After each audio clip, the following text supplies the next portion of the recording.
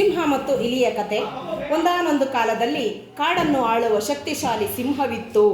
ಸಿಂಹವು ತನ್ನ ಶಕ್ತಿಯ ಬಗ್ಗೆ ತುಂಬ ಹೆಮ್ಮೆ ಪಡುತ್ತಿತ್ತು ಮತ್ತು ಹಾಗಾಗಿ ತನ್ನ ಪರಾಕ್ರಮವನ್ನು ಇತರ ಪ್ರಾಣಿಗಳಿಗೆ ತೋರಿಸುತ್ತಿತ್ತು.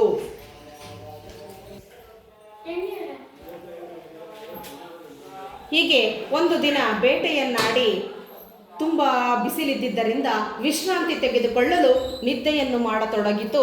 ಆಗ ಅಲ್ಲಿಯೇ ಬಿಲದಲ್ಲಿ ಇದ್ದ ಒಂದು ಪುಟ್ಟ ಇಲಿಯು ಆ ಸಿಂಹದ ಗಾಢ ನಿದ್ರೆಯನ್ನು ನೋಡಿ ಅದರ ಮೇಲೆಲ್ಲ ಓಡಾಡುತ್ತಾ ಕೀಟಲೆಯನ್ನು ಮಾಡುತ್ತಾ ಇತ್ತು. ಹೀಗೆ ಇರುವಾಗ ಸಿಂಹಕ್ಕೆ ಎಚ್ಚರಿಕೆಯಾಯಿತು. ಸಿಂಹವು ಅದರ ಎಚ್ಚರಗೊಂಡು ಕೋಪದಿಂದ ಇಲಿಯ ಕಡೆ ನೋಡಿತು.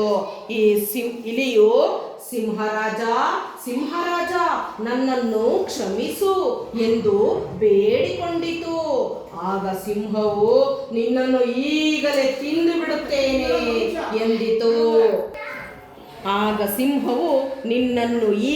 ತಿಂದು ಬಿಡುತ್ತೇನೆ ಎಂದಿತು.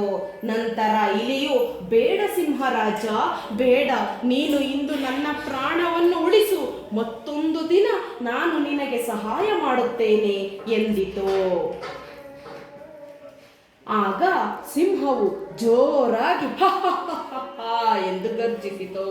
ಏನೋ, ನೀನು ನನಗೆ ಸಹಾಯ ಮಾಡುವುದೇ? ಇರಲಿ, ಓಡಿ ಹೋಗಿ ಜೀವ ಉಳಿಸಿಕೋ ಎಂದಿತು. ಆಗ ಇಲಿಯು ಧನ್ಯವಾದ ತಿಳಿಸಿ ಓಡಲು ಪ್ರಾರಂಭಿಸಿತು. ಕೆಲವು ವರ್ಷಗಳ ನಂತರ ಸಿಂಹವು ಬೇಟೆಗಾರನ ಬಲೆಯೊಳಗೆ ಸಿಕ್ಕಿಕೊಂಡಿತು. ಅದು ಬಲೆಯಿಂದ ತಪ್ಪಿಸಿಕೊಳ್ಳಲು ಬಹಳ ಪ್ರಯತ್ನ ಪಟ್ಟಿತು, ಆದರೆ ಸಾಧ್ಯವಾಗಲಿಲ್ಲ. ಆಗಲೇ ಬಿಲದಲ್ಲಿ ಇದ್ದಂತಹ ಇಲಿಯು ಸಿಂಹವು ಬಲೆಯಲ್ಲಿ ಇರುವುದನ್ನು ನೋಡಿ ಇಲಿಯು ಸಿಂಹದ ಬಲೆಯನ್ನು ತನ್ನ ಚೂಪಾದ ಹಲ್ಲುಗಳಿಂದ ಕತ್ತರಿಸಿ ಸಿಂಹವನ್ನು ಬಲೆಯಿಂದ ಬಿಡಿಸಿತು. ಆಗ ಸಿಂಹವು ತನ್ನ ಜೀವವನ್ನು ಉಳಿಸಿದ ಇಲಿಗೆ ಧನ್ಯವಾದ ಹೇಳಿತು.